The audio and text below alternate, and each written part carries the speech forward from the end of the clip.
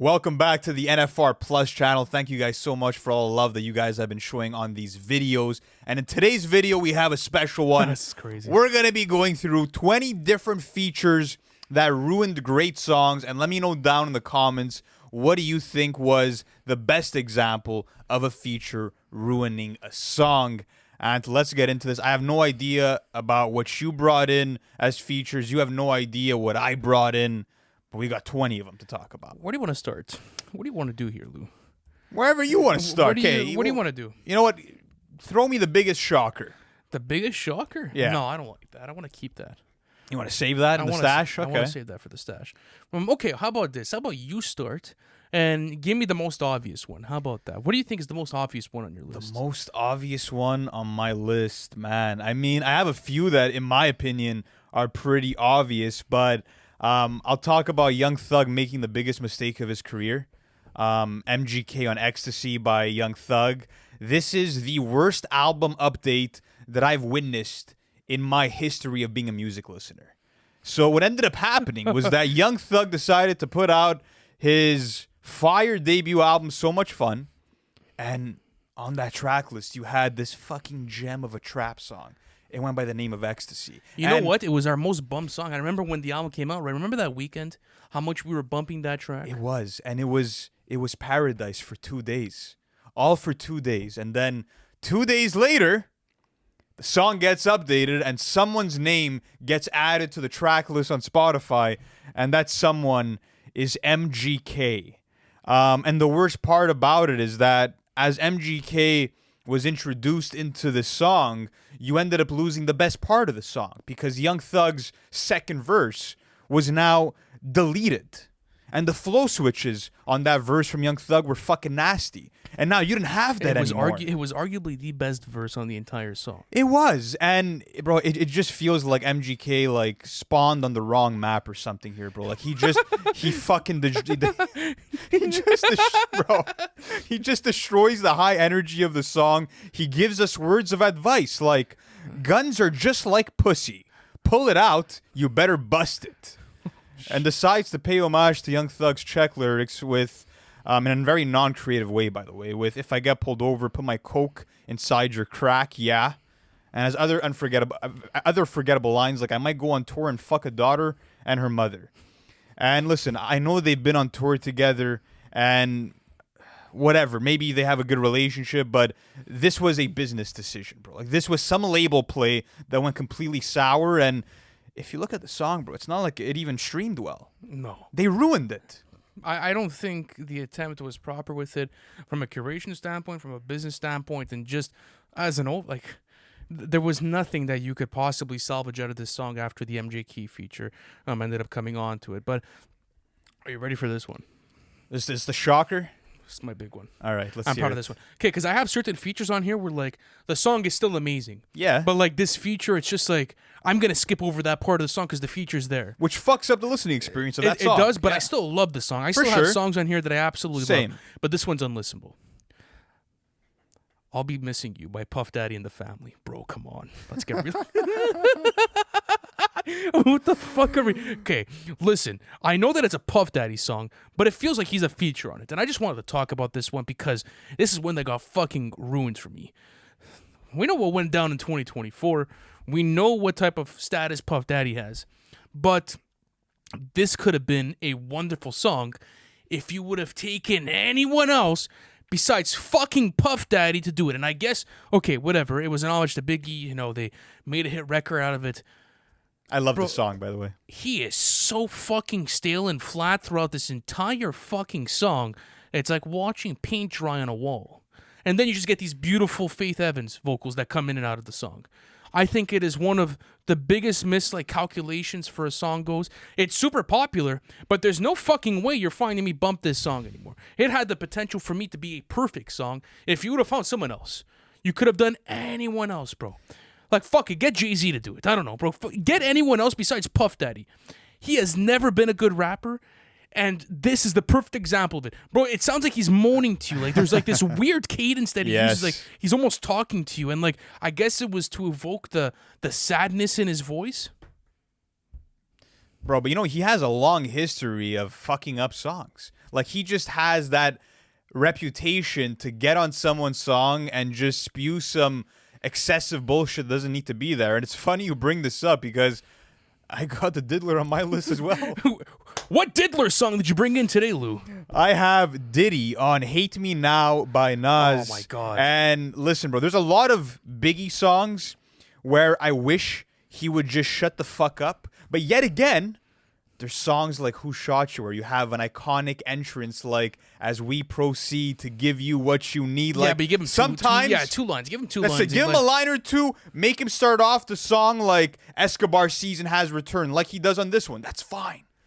We're cool with that. Don't start laying on the verses. The problem is that, first off, I never liked the hook of this song. And what makes it worse is the way that it's aged. You can hate me now, but I won't stop now. That is not aging well in 2024. I can promise you that. Apart from that, as Nas is proceeding to spit lyrical gold throughout his verses on this song, you're getting these annoying ass ad libs from Diddy, like, and that's right. I can't bear myself to take. You know, myself that's the through thing, it, though, is that you know? could argue that, like, from of course, this is the music side of things, the artistic. Yes. You know, he's produced some legendary albums, obviously, but whenever like he imposes himself on a track, it's always been awful. It feels like a distraction, right? That's the best way to. It feels like a call it. detriment. Yeah. Not fuck a distraction. It's a detriment to this record. Even with Hate Me Now, you get this epic ass beat, and then like you get Puff Daddy, who has never had a fucking floor kcadence in his life, and he's trying to rap along with Nas, and it's like, get out of here. Just fucking leave. Swipe him out. Just fucking Nas, give us another verse, bro. Just Yeah. fucking rip it. It's just annoying, yeah. dog. It really is. It's a travesty. It is a travesty. But listen, I still like Hate Me Now. I'll still listen to it. It's just there's a bit of a struggle that goes into that experience, you know? Okay, but listen, I'm gonna turn the book a bit. I have more '90s material, by the way. I feel like there's a lot of bad '90s features. Okay. That fucked My up. shit's So- more modern, actually, Okay, but let me just pull up this Genius tab, bro, over here. Oh man, you know, there's been good collaborations between A Boogie and 6ix9ine, but in my opinion, Swervin is not one of them, bro. I'm so sorry. When I get fucking Daniel Hernandez like screaming at me, bro, like on a melodic A Boogie track, and he's all in your face like this, I'm like, bro, calm down. I'm trying to hear these melodies from A Boogie, and he's just angry at you, and he's hitting you with this fucking 6ix9ine cadence. It's like, this was not the play. I know it was a hit, but I think he absolutely ruined this song. And it's verse 2, and then after that, he gets another verse for the fourth one. And you could have just eliminated those, and you would have had a much better hit song, in my opinion. Now, you get this catchy hook from A Boogie. It's great. I love the strings on the production. And then, boom, 6ix9ine. Where the bitches at? I'm in the V with the tins. And like he's mad at you with that like angry grumbling voice, and it's like, okay, maybe that would have worked on other records, but for this one, no. Like Daniel Hernandez, take a seat, bro. It's chill. Like it's cool. We didn't need you on this one.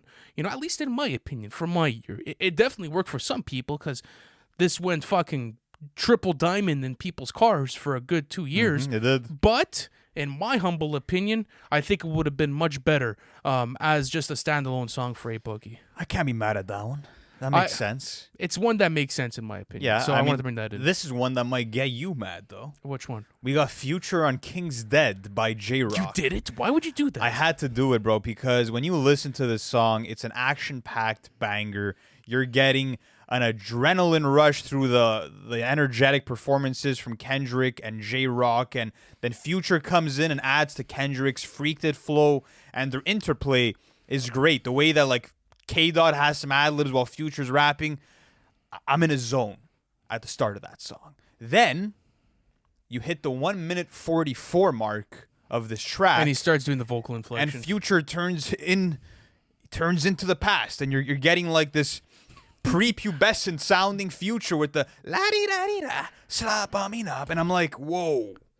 This just took me the fuck out. I love it. This I took enjoy me it. out of the song. And low-key makes the record. Especially when I first heard it, like, it was funny, but it just got me out of the zone that I was in. And, like, it only goes on for, like, 10, 15 seconds. So I wouldn't say that it totally ruined the track for me.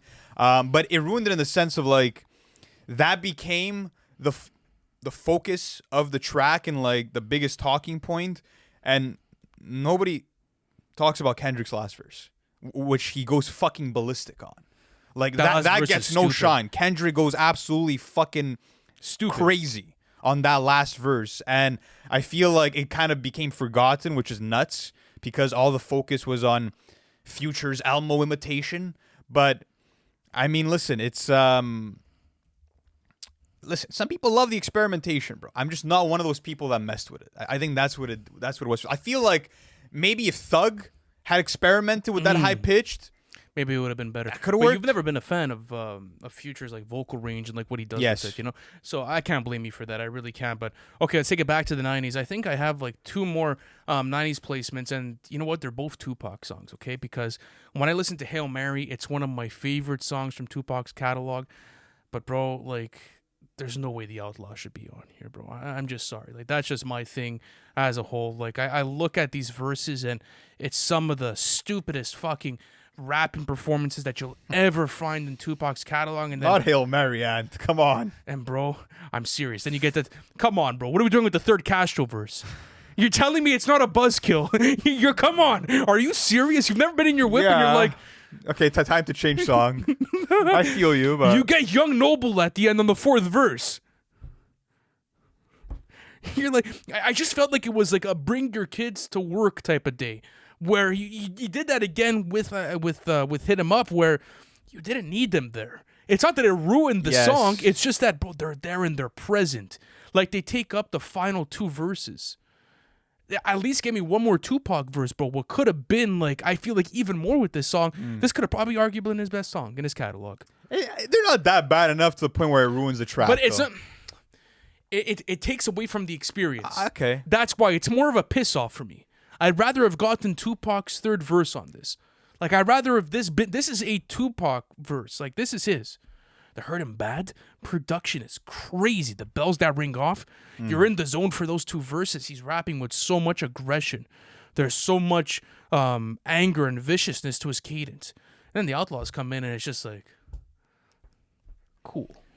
I feel you, You know? but And it takes up half of the runtime on the track. That's my biggest problem with it, is that there could have been more with this track, at least in my opinion. all right, But all right, fair enough. keep going. Next up, let's go to French Montana on the Work remix by ASAP Ferg. This is a generational posse cut. It's an East Coast anthem, and it came very close to being a flawless song to me. You think you ruined it? I feel like he ruined the track. And he enters the song using the most annoying ad-lib of all time, the "huh." And then he raps with this choppy flow about selling a gun that has 10 homies on it, and then has some whack lines like harass fat, you could park 10 Tahoes on it, which obviously the line became iconic. But when you compare that to even someone like Trinidad James, who's on here and had no right killing his verse the way that he did. Trinidad James did a great job on this song. He did. And then it's like, why? Why do we need French on here? You know? And I feel like this with almost every song that he's on, where it's like, sometimes it's his own material, and you're like, bro, just take yourself off. Go into like an executive producer bag and like, You know maybe what? start curating albums. He if could have you done like a Yo want. Gotti thing. Yeah. He could have done he's a great curator. Whatever gets him away from the microphone. That's all that matters. No, but you got to give him credit where it's due. It's like a DJ Khaled situation, like more DJ Khaled towards the end of his career, where it's like, I guess the marketing ideas sound great, right? Like, example, getting Sway Lee on that Unforgettable verse. Like, he had to do that. He knew that would have fit. He made that happen. Or maybe it was someone at Rock Nation that did it, whatever it is. But we'll credit French Montana where credit's due. But realistically, like, you could have backed away. Like, I think, West Side Gun's good at that, bro. Yep. West Side Gun's good at knowing when to take a leap and when not to take a leap. Same thing with Kanye West, right? Like, when you're a top-tier curator, like, example, even, let's say, a Pharrell, for example, you know when to step in and out. Same thing with a Dr. Dre. With French Montana, it's like you want to be the same thing with Diddy, bro. Like, Center of attention. You want to be there. You want to be on the record. I get it, but I think it takes away from the art. Absolutely. And yeah, just a lot of annoying vocal effects using the song, useless lines that get echoed and repeated with just weird vocal layering, and it's like your worst nightmare. Like, I remember like seeing this song come out and you're like, holy shit, Ferg, Rocky, Schoolboy Q, Trinidad James, then like French Montana is listed. And you're like, okay, this is a nightmare. There you go. But yeah, French Montana on the Work remix. All right, let me keep going on with this. Next one, I have Big Sky and All Eyes on Me.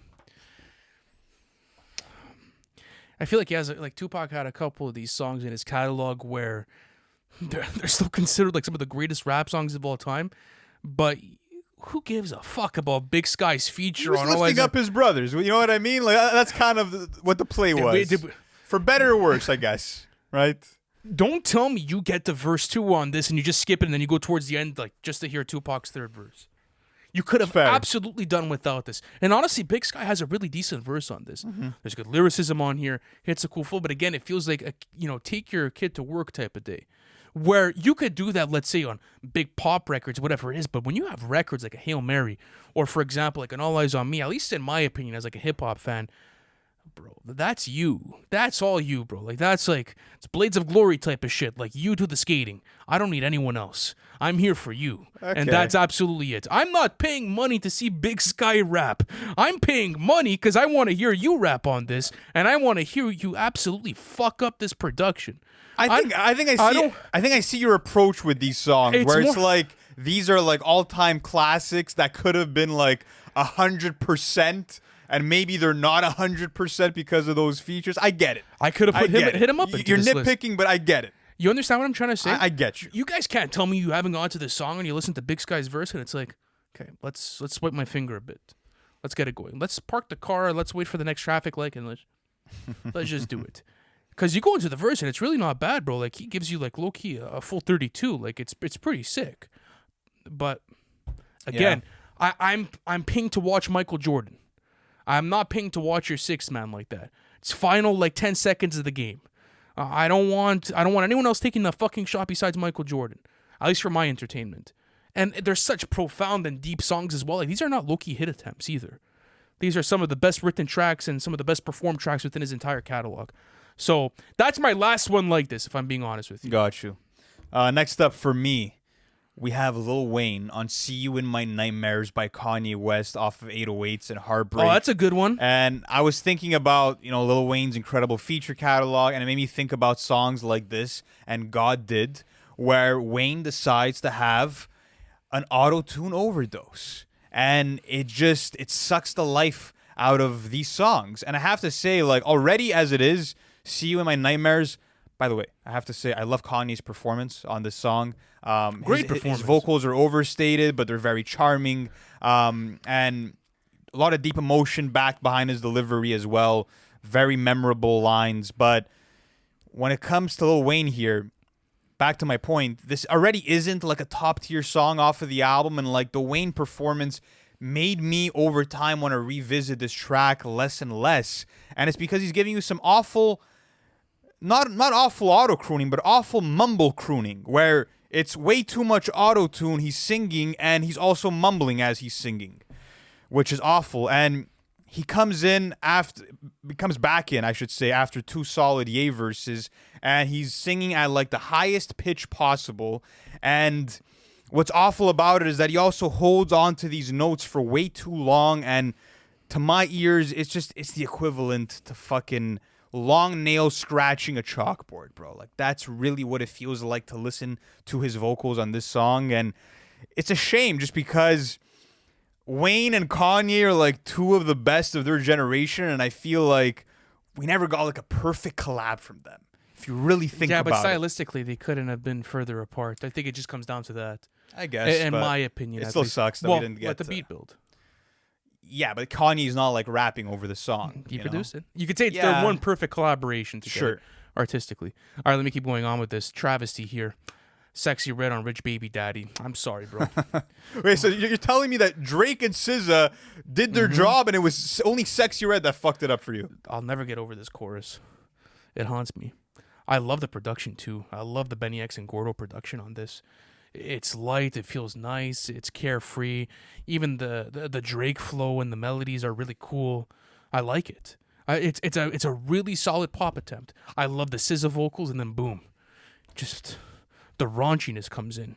And Sexy Red, I feel like for me, does best when like I'm hearing her on like those like type of like Waka Flocka beats, where she's aggressive, she's coming at you. She has like that classic Atlanta trap sound. You know, that's more of like where I would want to hear Sexy Red sort of go with her sound. When it comes to like the hooks, bro, and how prominent it is, I've counted this for you before. They use this hook, I believe, Four times? It's 4 different times on this. Even the part 2 from Drake on this is great.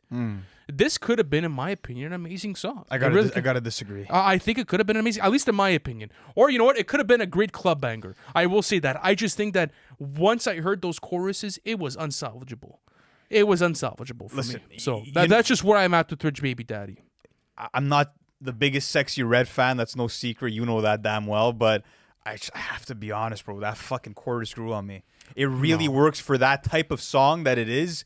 Like, bro, I don't know. Maybe we have to hear it in the strip club for you to open your. I don't know what it's gonna take, but maybe you're gonna see the light one day. No. Maybe Even the Jessica Domingo sample at the beginning to intro the song, it was beautiful. Like, imagine then SZA coming in there. I understand why they did it. They knew it was a catchy hook. It was gonna catch everyone. It's catchy as fuck. It really is. Of course, but it doesn't take away from the Why? fact Because that she said that someone should let their coochie breathe. Like, is that what threw you off? Bro, you want me to lead you want to start with raunchy lyrics? You know how many people you've roasted for raunchy? You want to do this right now? But it works. It works because it's in the context of a catchy hook. Like, I don't know. Again, I'm not mad at you because I heavily criticized it at first too. It's grown on me. That's all I could say. I just think like content matter wise, and SZA was like it's so separate. Makes no sense from a curation standpoint. Okay. For me, but listen, Drake's maybe watching this and he's fucking laughing at me because he's still probably rolling in dope because of this song. Mm-hmm. But not for me, man. Personal opinion here. Got you. All right. Next up, I'm going to throw it back to the 2000s. I have Jay-Z on Umbrella by Rihanna. And Jay-Z signed Rihanna in 2005. And 2 years later, we get their first collaboration with Jay-Z having the opening verse, and this ended up becoming one of the most iconic songs of the 2000s decade.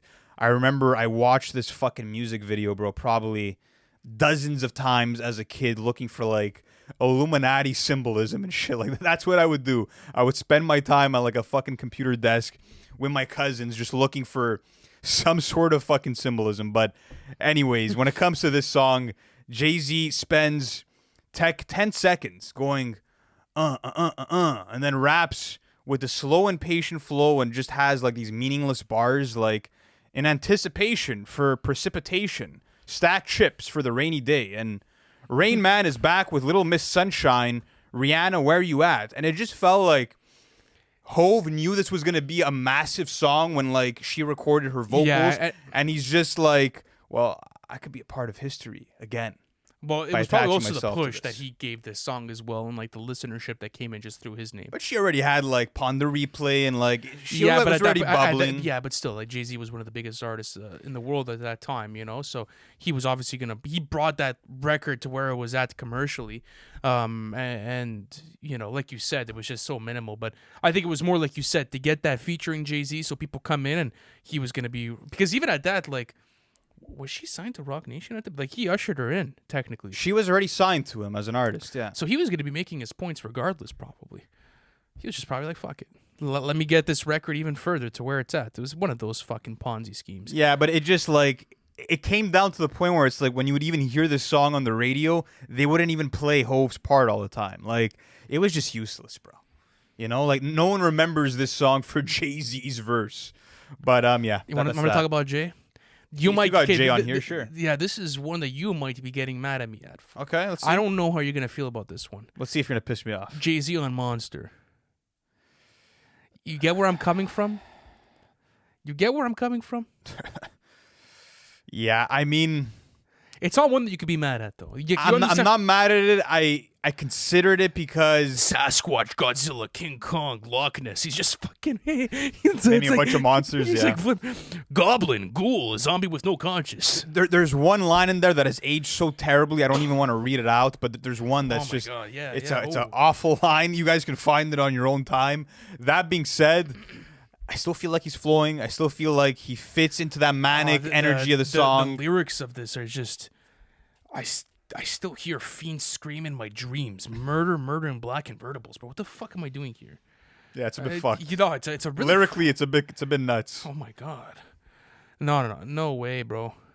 No way. This definitely is a bad feature, bro. Okay. This is a bad feature. And you go to the Rick Ross feature, fantastic. Go to the all Nicki right. feature, great. I think it would have been better there rather than like having him on this. I think he ruined what could have been an amazing song. It's probably like this song is probably aged a bit poor to me because of this. Yeah, I've always said that like Monster's a song that that ranks towards definitely the bottom of My Beautiful Dark. Nicki carried, but yeah, You can't be mad at the Jay-Z place. can't be mad at that. All right, next up for myself, you brought in A Boogie with the Hoodie before. This is probably the most predictable one that I'm gonna have on my list. Kodak Black on Drowning. I knew you were gonna do it. I had to do it. I mean, listen, this was at a time where Boogie was actually dropping decent music. Like I feel like that 2017, 2018 period for him was his Hoodie peak. season type of shit. Hoodie Yeah, an season artist and like, art. Yeah. Kodak Black enters the song and goes, "Just brought a brand new chain from Aviani," and you're like, "Okay, Kodak, like, do your thing, bro." Like he starts off in the best way possible. For a brief moment, he's sliding, and then it hits you smack in the face. I'm the shit I'm farting. I don't know how to potty. I don't know what possessed him to say that to this day, but he did. And like, there's been a lot of awful, poopy, and shitty bars when it comes to hip hop, but this one was next level.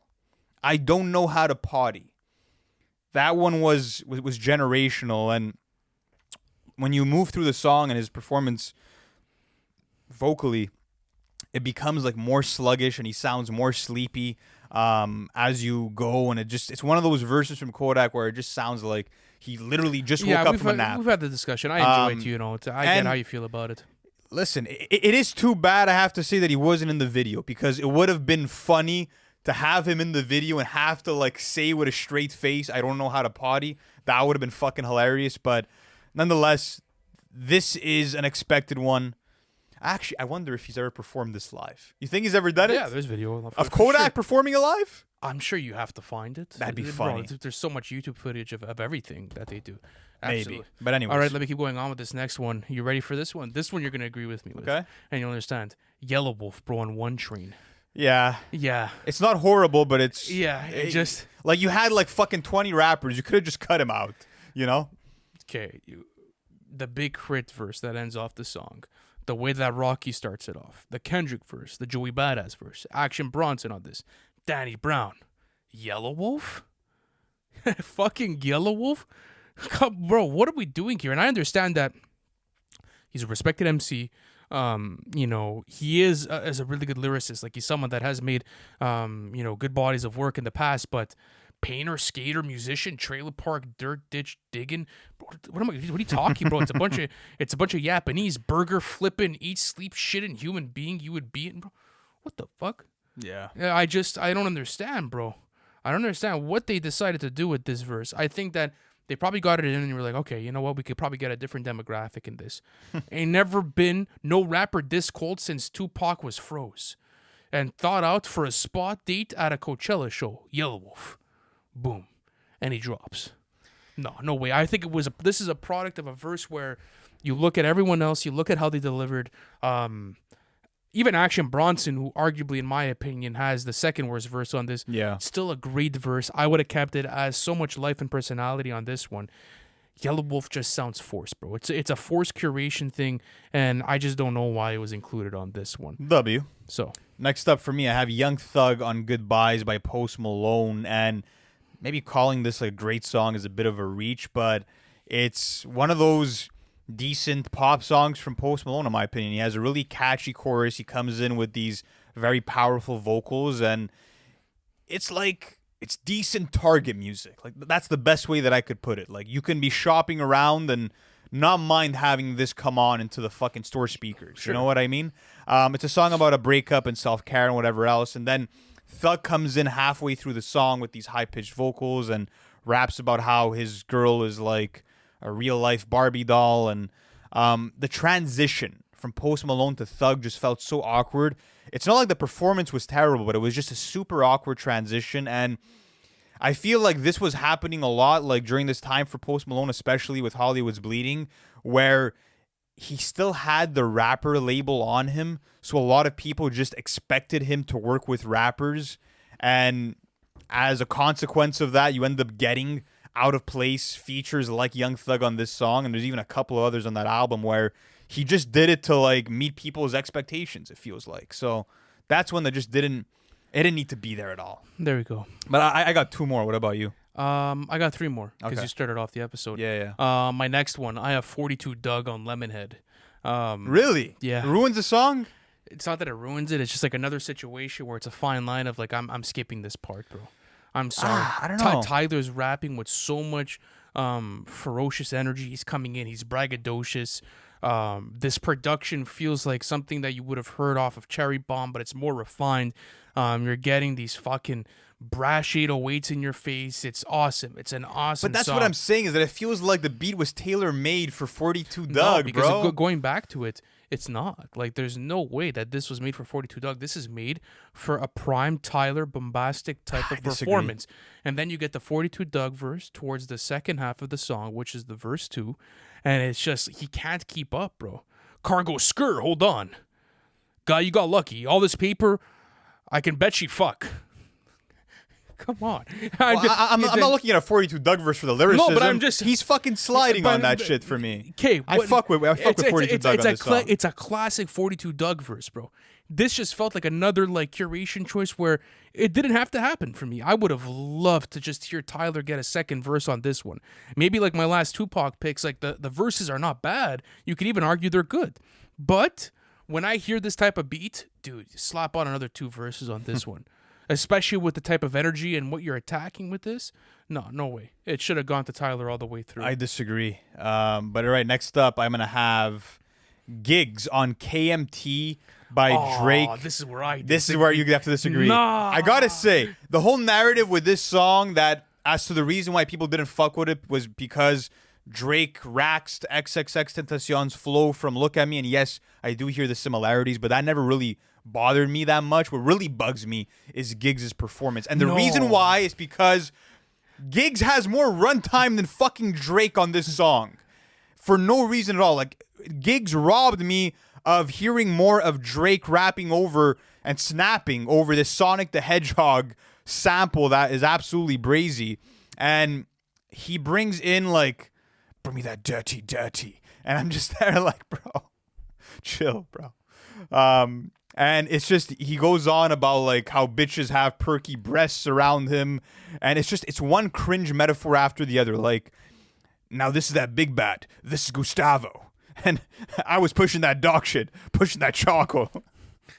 And the funniest line, he ends off his verse with Batman, da-na-na-na-na. I love that. Bro, it's so goofy, bro. How can you, like, seriously enjoy it? You see, like, that feature, the Kodak feature, even, like, Future's goofy Okay, cadence. defend the Gigs one here. There's nothing to defend. It's just, Okay. it sounds good. Like, Okay. I can't explain it. It's like a guilty pleasure type of performance enough. where I'm like, I don't know why I fuck with it. I just do. Okay. Next one. I think a lot of people love this feature. You said that it really grew on you. And after my first listen, I knew that I wouldn't have enjoyed this. Rico Nasty on Pop, bro. This, for me, this song was ruined. I'm going to be completely honest with you. Completely honest with you, bro. Nah. Well, there's a super repetitive hook that comes right after Q's first verse, and I guess it's just like it's the grunts, bro. It's like that cadence, and I think Rico Nasty's super talented, and I love what she does, and you could argue that she does fit the song, but just for me, there's just something that turns me off when it comes to like this performance and this song.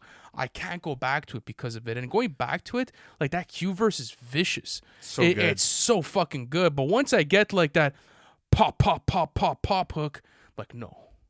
Nah, it's not for I me, agree you about know? I agree about the hook not being No, strong, it's but not I strong, fuck with bro. her verse though. It's I mean, what is that, it, that bro? flow, I'm not the middleman. Bitches was watching. You gotta be kidding me. Like that quick flow from her is fire. It's 10 seconds, not even. It's just, it was not needed. Give this to Q, bro. This should have just gone to Q. And maybe they could have done something else. I just think, like, in my opinion, it was a bit of a miscalculation on the curation from my hip-hop perspective. Like, what I enjoy out of music. But, all right, do you have one more? My last one is gonna be Mustafa on Walk 'Em Down from the Heroes and Villains album. And Why? the experience going into the song is an interesting one because you're getting that cold-blooded street shit from 21 and Metro. Oh, Like it's a it bad feels take, like Lou. Let me finish. I'll explain why. It feels like that OG Savage Mode era from 21 and Metro. You're getting just this nonchalant and very The piano keys on deadpan this. delivery from 21. The production is there. It's hardcore. It's gritty. It's everything you want. There's nothing nice or sweet about this song, and that's the way that it's supposed to be.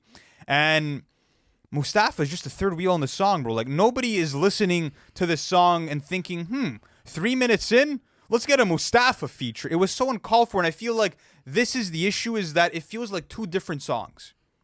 It feels like two different songs where one of them you're getting 21 on some street shit, and then the second half is Mustafa on like a somber pop instrumental, and he's just like talking about like why violence isn't good. And like, that's cool and all to show you like both sides of the coin, but to me it would have fit better if it was its own song that followed Walk 'Em Down, if you wanted to have it at all. But like, when I'm listening to Walk 'Em Down, it's too much of an abrupt vibe switch. I agree with you, but it's not a bad feature though. I love Mustafa's The performance vocals. is fine, yes. The Mustafa's Performance vocals is on the song fine. are great. It's just the curation. I get you, because you're right. It should have probably been a better song, and it probably would have done his performance even more justice, to be honest with you. Because in Walk 'Em Down, you're right. Like, you have those hardcore piano keys, 21 Savage is fucking ripping it apart. That's his performance all fucking day, you know? And then you get that portion, that should have definitely been separate. So I agree but disagree at the same time. Last one, I think it's fitting to end off this episode with this one. You could come in and join me here, because I know you feel the same way about this one. You know, you brought in the obvious one. I believe it was MGK on Ecstasy. yeah, I had to bring an MIA on franchise.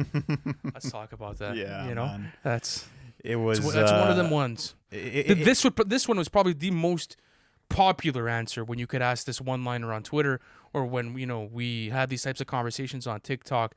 You see this one come up a lot, and it's for a good reason, bro. Her flow is awkward.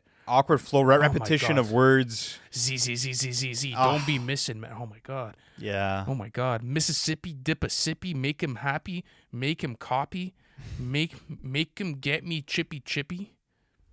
Yeah, no. So weird, bro. That's one of the biggest like mind fucks in terms of a feature on a song. Like, it's just, why? Tripping like I'm trigger happy, saltfish, achy, golf buggy, Kawasaki, catch a fish, Suki Maki, living life. Yeah. Okay, MIA. If that's I don't know. And apparently Thug and Travis be the fam. There you go. That's how she ends off the verse. It was just the most useless fucking addition of any feature. Random. It was bro. so random. No one needed this one. And it just comes down to, like, again, miscuration. This is one that should have definitely been left on the cutting board. But guys, let us know, where do we get it right? Where do we get it wrong? And do you fuck with any of these features? Let me know in the comment section. We kind of had the same approach, though, for a lot of these picks, though. We did. So at the end of the day, I think it was a fair episode to do, guys. Thank you so much for the endless support on the YouTube Plus channel. We're uploading content here on a regular basis. And honestly, like, since, I would say the beginning of 2024 up to this point, it's become a big mainstay. A lot of these videos are performing super well. Like, you guys are bumping them here. So we'll continue to upload. So with that being said, turn on the notification bell to keep up with our uploads. We appreciate you guys, and we'll catch you in the next one. Peace.